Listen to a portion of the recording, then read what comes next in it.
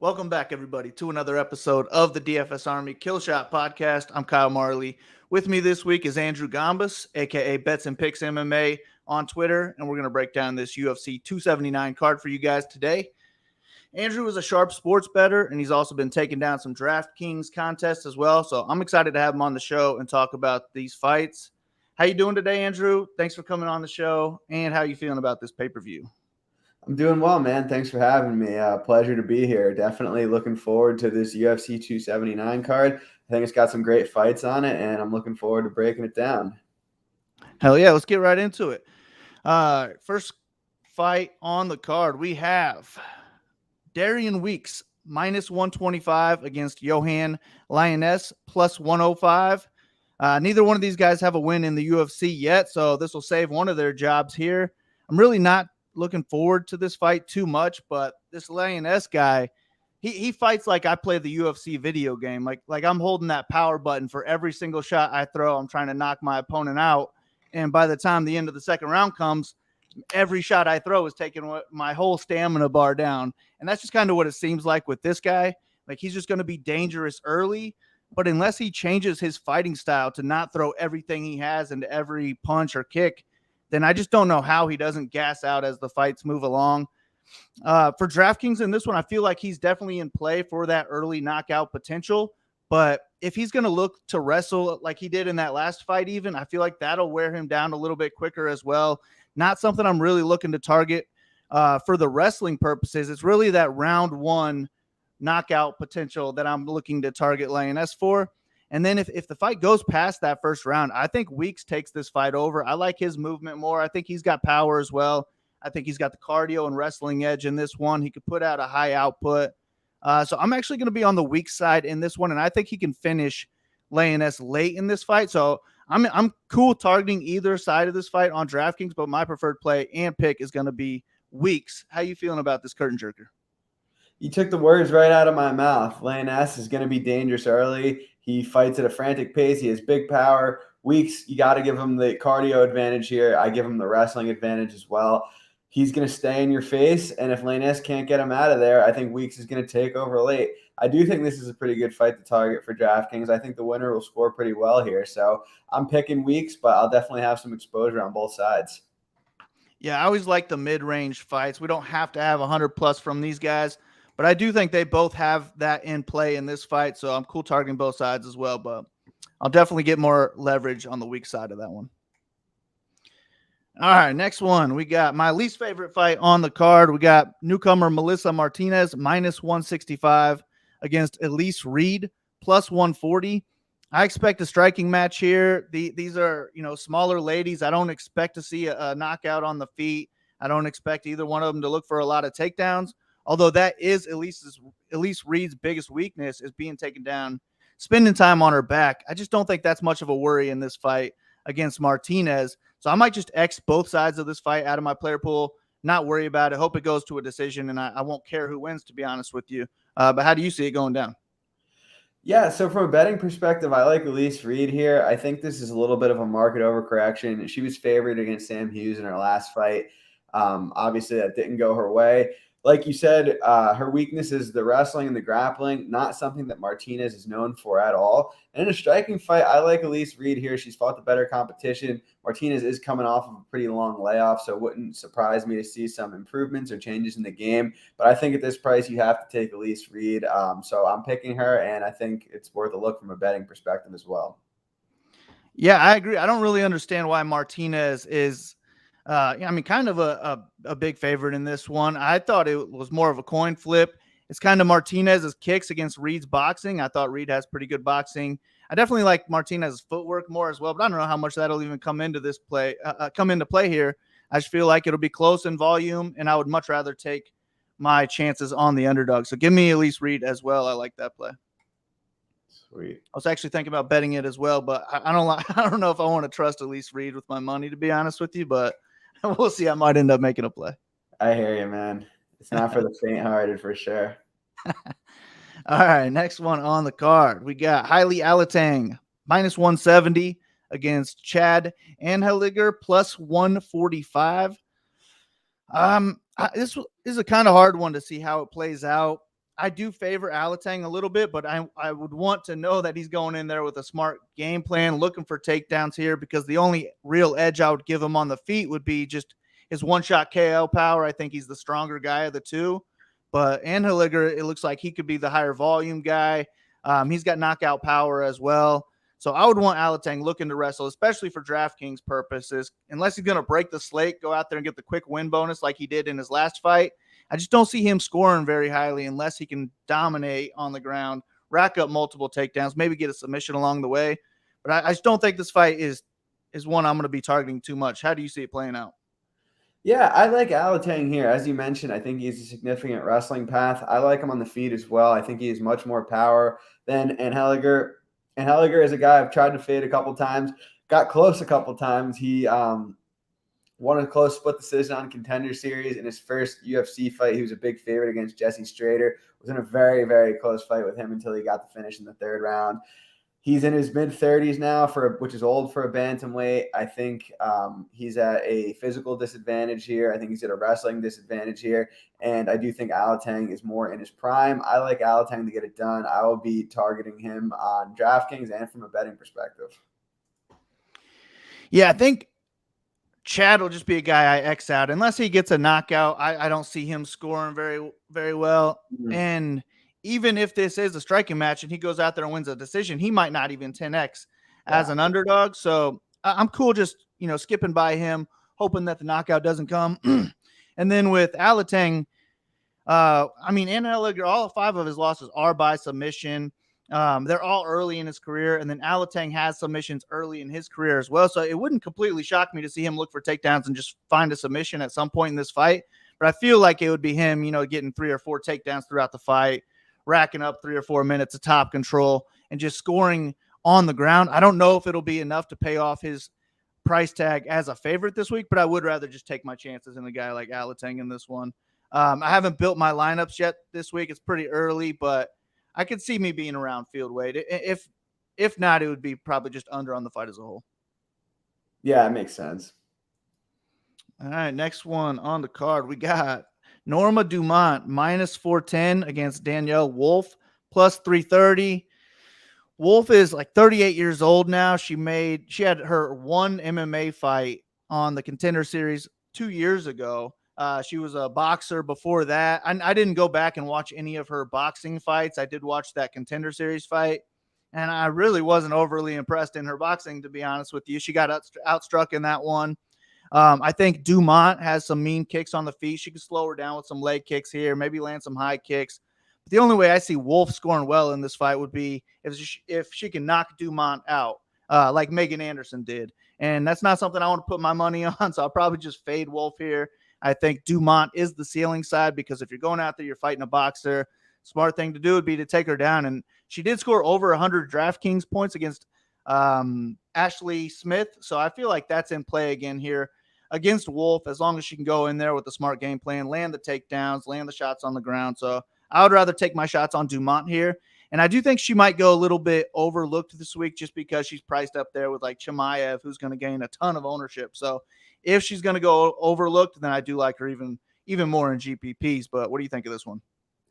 Yeah, this is a weird fight because you made the point that Wolf hasn't fought in a while and she only has one MMA fight.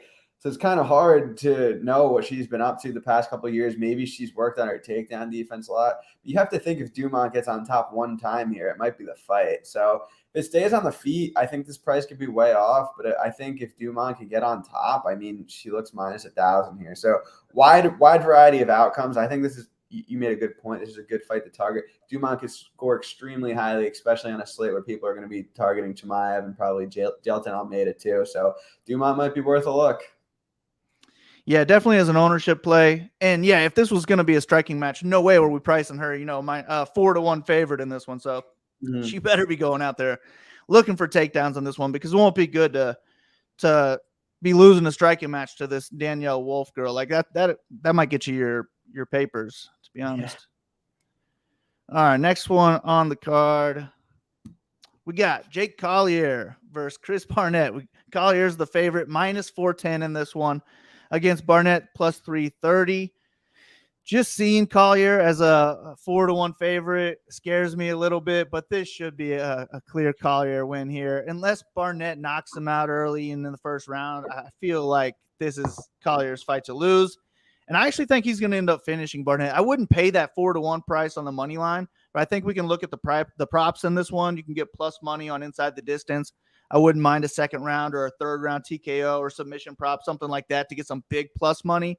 But I feel like Collier will just put up a pace that Barnett cannot keep up with, and in the second or third round, put him away. But what are you thinking? Yeah, I never thought I'd see the day that Collier would be such a big favorite in the UFC, but I really never thought I'd see the day where I'd be laying that kind of chalk. I bet Collier minus 345 a little bit earlier in the week. I mean, how does he lose this fight outside of a freak knockout? And it's not even like Barnett has this crazy power for heavyweight. Barnett has cardio issues. He doesn't have much in the grappling department. He's not a good boxer. I mean, Collier really should dominate this fight. I like him to finish. I'm going to be on him from DraftKings too. Yeah, I think he makes sense for DraftKings. I don't know how high owned he'll be, but he did score over 100 points against Sherman. I think he can score over 100 points here, especially if he can go out there, land takedowns, just land some little shots on the feet, and then put him away at some point. That's 100-plus ceiling there, and I'm cool targeting that. Barnett's going to be KO or bust. I think I would just rather take my shots elsewhere, hope that first-round knockout does not come.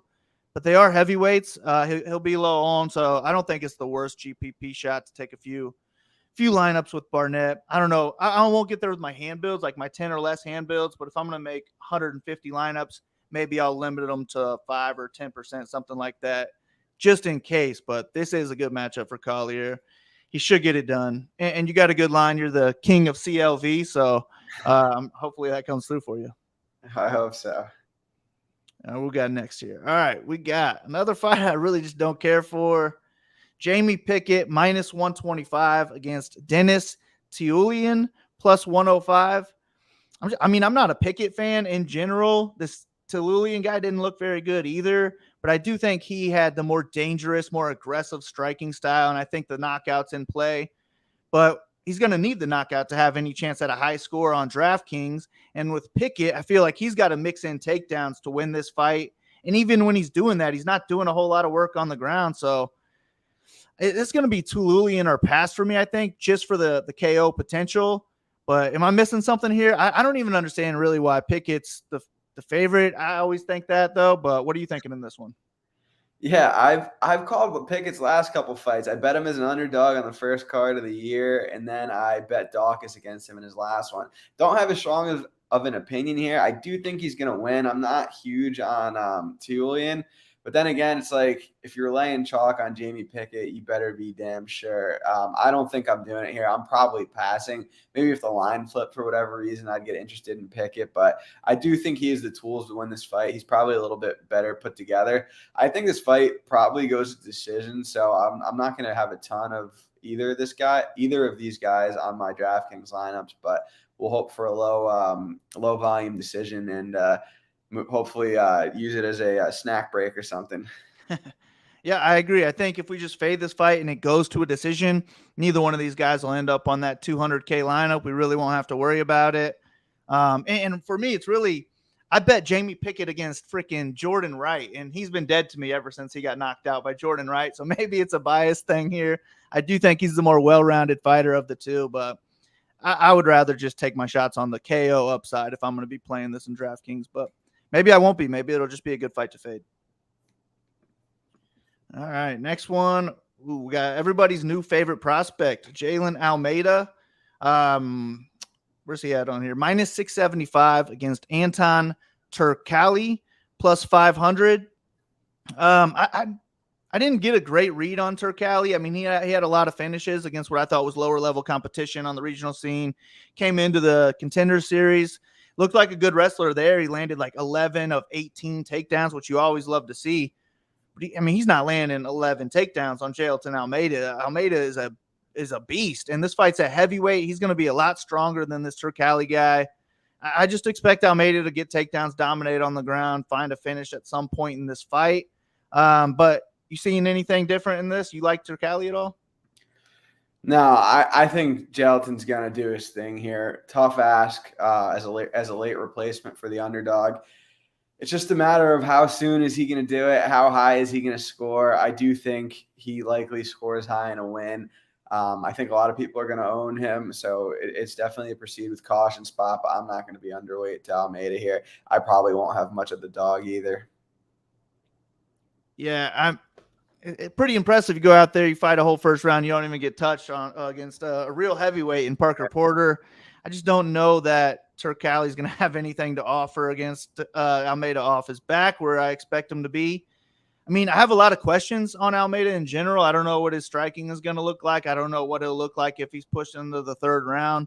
Maybe we'll get some of that answered here, but as you mentioned, on short notice, up a weight class, that just seems like a tough task for this Turkalj guy. So I'll be on the Almeida side if I'm playing this fight at all. I expect Turkalj to be like the lowest owned guy on the card, though. So if you want to take a shot for that reason, just for all the question marks, I don't think it's the worst idea if you're going for 200K. But I don't know that I'll get there myself. Yeah, fair enough. All right, next one. I love this one. We got Hakeem Duodu minus 210 against Julian Erosa plus 180. I expect this to be the highest paced fight on the card, and that's what I like about it. I think money line right now, it looks like it would be the Erosa side for me because he can keep this fight close on volume. He could get a knockout, and I think he has a big grappling edge if he can get takedowns in this matchup. I think he's very live for a submission here. But I do like Duodu's overall striking game more. I think he's got more power. And Erosa's been knocked out 5 times already. I feel like Duodu's a lot more durable as well, although he's eaten some big shots himself. I expected Duodu knockout at some point, but I don't know, man. I could definitely see Erosa winning this fight by any method. And when Erosa wins, he's usually scoring over 100 points. Every fight since he's come back to the UFC, every fight he's won, that is, he has scored over 100 DraftKings points. If he does that as an underdog this week, then he's on that 200K lineup. So I have to get exposure to the Erosa side. Duodu probably needs the knockout to pay off his salary, but he did land like 140 significant strikes or something like that in his last fight, 180 total strikes, something along those lines. And the pace from Erosa should also lift up the pace from Duodu here. So I don't know. He could also score well in a decision, especially if he's getting some knockdowns along the way, maybe a takedown here or there. But I wouldn't be looking for takedowns against Erosa. I think the sub is very in play on that side. I love this fight in general. How do you see it playing out? Yeah, I'm going to have a lot of both of these guys. I was shocked. I mean, I am shocked that the under 2.5 is plus 155 here. I mean, it doesn't make much sense to me. I'm waiting for it to become a little bit more widely available. I'm definitely going to be playing that. Actually, I'm looking right now. It looks like it's the under's taking a little bit of action, which makes sense. I mean, they're going to go out there and this is going to be a banger. Julian Erosa only knows one way how to fight, and he's going to go in there and throw down. I think Duodu's better technically. Erosa's a dog. I mean, this is just a fun fight. I think the winner's probably going to knock the loser out. I'm leaning towards Duodu, but I'm going to have some exposure to both of these guys. Yeah, I don't think the judges will be needed for that one. So that'll just be a fight I want in more than half of my total lineups. It'll be a core play fight for me, but I am going to go with Duodu for the knockout at some point. All right, next one. We got another good one for DraftKings. And Kutlaba minus 200 against Johnny Walker plus 170. I mean, Walker's one of those, explosive first round knockout guys, and that's his ceiling for DraftKings. If he can get the knockout, he can score well, he could break the slate, but it's going to have to come in round 1 because I think he'll slow down after that. Kutlaba, I mean, I think his striking in general is better than Walker's. He's got big power himself. He's going to have the wrestling edge here, and I think it would be smart of him to look for takedowns in the first round and kind of just take the danger away, tire out Walker early, and Kutlaba can rack up multiple takedowns throughout the fight. So I definitely like Kutlaba in DraftKings, but I do want some hedge lineups with Walker as well, just for that knockout potential. We've seen Kutlaba knocked out in the first round before. Walker can really knock out anybody with the right shot early. So just a good DraftKings fight in general, but give me Kutlaba in this one. What are you thinking? Agree 100%. I mean, he has a big grappling edge here. Walker extremely dangerous on the feet. Walker also leaves himself very open to being hit on the feet. So a knockout on either side on standing wouldn't surprise me. I do lean Kutlaba getting takedowns, though, and probably finishing this fight on the ground. I'm going to have some exposure to both sides. This is similar to the last fight for me. I think it's going to be wild for as long as it lasts, but I do think it ends inside the distance. Yeah, I mean, minus 325. Fight doesn't go to a decision. I think it's one of the best fights on the card. This and the last one we talked about are going to be the two that I target very heavily, just on both sides mainly. But I'm picking the favorite in both fights. I like other favorites on this card, so I definitely have to mix in the underdogs in this one. And just a great MME fight. If you're making multiple lineups, target both sides of this fight and just hope for a high score. And maybe you can hit the right combo and win a lot of money here. Yeah, amen to that. All right, next one we got Irene Aldana, minus 170 against Macy Chasen, plus 145. I mean, I like Aldana striking quite a bit, so I'm going to pick her in this fight for that reason. And she scored over 110 DraftKings points in 2 of her fights, but she had first-round knockouts in both of those fights. I mean, I can't expect that to keep continuing here. So I don't know how high she scores. I would rather target the other favorites we just talked about. But she'll go overlooked, so I don't hate her in this fight. What are you thinking? Are you picking Aldana here, or what are you seeing in this one?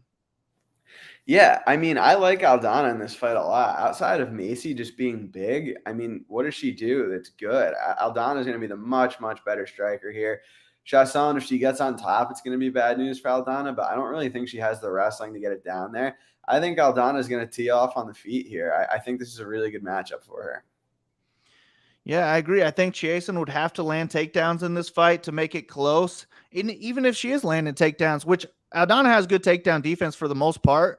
So I can't rely on Chasen to go out there and rack up takedowns throughout 3 rounds. I just see Aldana standing behind her jab in this one, landing a high volume on the feet and just taking this one on the scorecards. I don't know that that'll be enough to, score 10x her price tag. So it'll just be an ownership shot, I guess, if I'm taking shots on her in GPPs. But I do think she's somewhat of a safer play. I'd be pretty surprised to see her get finished in this one. I think she has a high floor, so I don't hate her for cash games as well. If you can't afford the higher favorites. And also, Duodu and Kutlaba, those guys have much lower floor, so I'd be feeling safer on Aldana in that one. Yeah, amen. All right. Getting blown up here by Discord. All right. Next one on the card, we got Li Jingliang minus 305 against Tony Ferguson, plus 255. Ferguson coming back only 4 months after one of the most brutal knockouts that I've seen. And I wasn't even thinking that when I was going over this fight. I thought the line looked a little bit wide. I ended up going with Ferguson for that reason. I thought he looked pretty good till he got knocked out in that one. But man, 4 months ago is a quick comeback. Jingliang has some big power as well. So I'm a little bit more nervous about my pick. How do you see this fight playing out, and who are you picking? Yeah, I feel like they're sending Tony Ferguson to the pasture here. He's 4 months removed, like you said, from one of the most brutal knockouts in UFC history, going up a weight class. And it's not like he waited a year and grew his body to be a full 170-pounder. He's likely going to have a similar physique, just not cutting as much weight. Jingliang, I think, is going to light him up. I mean, people have talked about the potential grappling path of Tony Ferguson. He hasn't landed a takedown in his last 11 UFC fights. So unless Jingliang decides to take it there, I don't see it getting there. I think Jingliang is going to knock him out, and I think we might even see Tony Ferguson retire in the octagon. I mean, that makes sense to me. And as the days go by, I'm definitely leaning more towards that outcome. But I do feel like just if this goes 15 minutes and it's a striking match, I think it'll be a pretty close one. I think Ferguson is live in that. I think he's the more dangerous grappler as well. I don't know if he can get takedowns against a bigger guy in Jingliang. But if he can, I feel like he could have some success there. Same thing with Jingliang. I mean, Ferguson's pretty easy to take down. I'm sure he could have the same success as well. So maybe I was wrong early in the week. Maybe the line is justified in this one. But on DraftKings, I'm a little bit interested in both sides. If it goes to a decision, I don't know that Jingliang will pay off that decision, that price tag, especially if he's not getting takedowns and knockdowns along the way. So maybe I'll look to target other big favorites. I mean, Chimaev is going to be my favorite play on the card, of course, but Dumont, who we talked about earlier, I think she'll go a little bit overlooked on this card. I don't hate that for an ownership play over Jingliang, and if they both win, wouldn't shock me to see Dumont score more points than him. But yeah, I'm kind of leaning towards changing my pick in that one and going with Jingliang, to be honest with you. All right. Next one we got. I'm excited about this one. We got Kevin Holland minus 195 against Daniel Rodriguez plus 165. Break this one down for me. How do you see it playing out? This is a good one. Yeah, so we're getting D-Rod off of a year layoff here. He's going to be at a 7-inch reach disadvantage against Kevin Holland. We all know what we're getting with Kevin Holland. He's a long, rangy striker. He's very good on the feet. He was up at 185 and had some issues with the grappling department, but hasn't been as much of an issue at 170. And D-Rod's not much of a wrestler, so I do think this is primarily going to play out on the feet. I think Holland's going to keep D-Rod at range. I think he probably wins a decision. I guess it's possible he could catch him clean as well, but he doesn't really prioritize a finish. We've seen him kind of joking around in the cage as he's winning pretty clearly on the cards. I think D-Rod's tough. He's going to come forward. He's going to be in this fight. But at the end of the day, I am picking Kevin Holland to get it done. I would agree with Holland being the favorite in this one. If you're giving me a pick 'em line, I would roll with Holland here. But when I was going over this, he was like a 70% favorite. And I just thought that was a little bit too high. So I picked Rodriguez in this one. And it was really all just, I love his output. I think he's got good boxing. He lands over 8 strikes per minute to just 3.9 from Holland. Holland can be a little too tentative at times if he is going out there for a 15-minute fight. I feel like he's going to get outstruck by D-Rod here. I don't know. I mean, I would say that Holland's probably the better grappler of the two, but I don't know who the better wrestler is. D-Rod did land 4 takedowns in his Contender Series fight, but he really hasn't looked to wrestle much in the UFC since he got in there. But he should be 7-0 in the UFC, in my opinion. His one loss, I thought he clearly won that fight. And I just think he is going to make this fight close on volume alone. I went with him just because the line kind of talked me into it. I haven't made a play on it yet, and now the line's getting a little bit worse, it looks like. But I don't know. I kind of like D-Rod in this one. This is a catchweight fight at 180 pounds, I believe. So I think that favors Holland a little bit, and the reach that you mentioned as well. The 180 probably helps Holland out here, but I'd rather take my shot on Rodriguez here. And he scored over 100 a few times as well. If he can go out there, land at high volume, maybe get a knockdown, a couple takedowns along the way, I think he's got a high ceiling in this one, and he's a cheap underdog. So I'll be overweight to the field on Rodriguez, and I think I'll be underweight to the field on Holland because I don't want to take my chances on him getting a knockout or a submission in this one. And if he gets a 15-minute decision win, I don't think he'll score enough to compete with the guys in that top range this week anyways. Agree with that for sure. All right, the next one we don't even have on best fight odds. Khamzat Chimaev. All across the board, he's pretty much minus 1,000 or above against Nate Diaz. Looks like a squash match to me. How do you see it going down? Looks like a squash match because it is a squash match. I mean, this fight should not even be sanctioned. Chimaev is going to win this fight, I think, very brutally, very early. He's going to probably be one of the most highly owned fighter on the slate, and I think rightfully so. I don't really see what Nate can do here. Nate in his late 30s, not really a full-blown welterweight, which people don't really talk about enough. Chimaev bouncing back and forth between 170 and 185. Huge wrestling advantage, huge power advantage. I think he's just better, and I think this is a rough exit for Nate Diaz. Yeah, I agree. I mean, we got like minus 400, minus 450s that Chimaev wins inside the distance. And I would agree. He should put Diaz away. He's just better everywhere. He's going to be a lot bigger, a lot more powerful. I don't see how he loses this fight unless it's like a flash guillotine or something like that. Or maybe he just puts a beating on Diaz and Diaz hangs in there, comes back in the 4th and the 5th round, tires Chimaev out. Or really a Chimaev DQ or an injury or something like that. It's probably more likely, to be honest with you. But Chimaev has the highest ceiling on the card. He scored over 100 DraftKings points in every single one of his DraftKings fights. So, I mean, his UFC fights so far. Nate's been taken down multiple times by multiple people. He's been knocked down multiple times by multiple people. I went back and I calculated the score for what this Benson Henderson 5-round fight would have been with his 1 knockdown, 124 significant strikes, 8 takedowns, 17 minutes of control time. He would have scored 172 DraftKings points. And I feel like that same ceiling is in play for Chimaev here. He could do all that in the course of 25 minutes as well. I don't hate just locking Chimaev in. The only issue is that he's going to be the most expensive guy on the card. You got to really pay for it. But if I can afford to do so, I want him in as many lineups as I can get. I expect well over 100 points and a win in this one.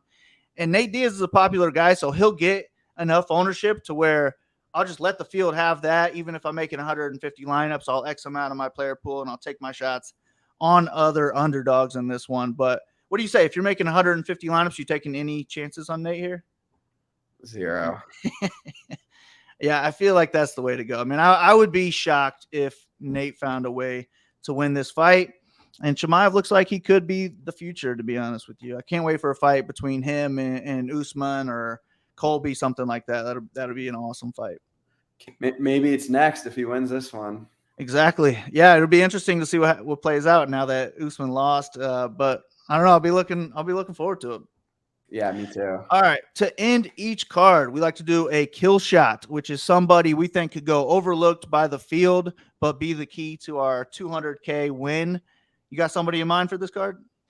Yeah. So I think Norma Dumont, 9,200. I think people are going to be focused on Almeida, on Chimaev, even on Jing Liang. I think Norma Dumont could be the one. I like that a lot. I'm hoping that she does go overlooked because everyone's going to want to go Chimaev. It's going to be really hard to afford Chimaev and Dumont. I'm going to see if I can do it. I don't know. Haven't really built lineups yet. I'm going to try to, but if not, then I don't hate just ownership in Dumont here. If Chimaev goes out there, gets a second round TKO, maybe he gets outscored by Dumont. So for ownership purpose, I think that makes a lot of sense.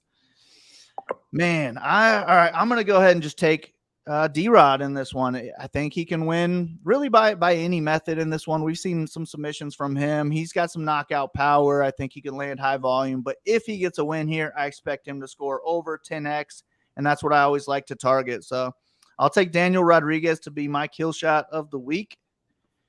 But I appreciate you coming on the show, Andrew. If you have anything you want to promote, the floor is yours.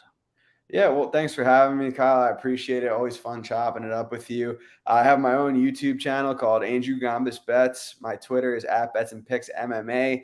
I also do a podcast with Magic M. We do that every Wednesday at 7 p.m. called the Magic and Andrew MMA Show. So thank you, everyone, for joining. Like and subscribe to this guy, and hopefully we can do this again sometime. Thanks, man. Yeah, I never say the like and subscribe. I'm terrible at the whole YouTube hosting. Still trying to get used to it, but I appreciate it. Go down there, hit that like, hit that subscribe. Go sign up at DFS Army. Use promo code Sleeveless. That'll save you 10% every month. Appreciate you, Andrew. Good luck to you this weekend. Go follow this guy if you have not yet. I already mentioned he's the king of CLV, so he's going to put out some good bets for you guys in a reasonable time for you guys to get in a good number as well. So good luck to you, Andrew. Good luck to everybody listening this week. If we're not at the top of the leaderboard, hopefully one of you guys are. Peace out. See ya.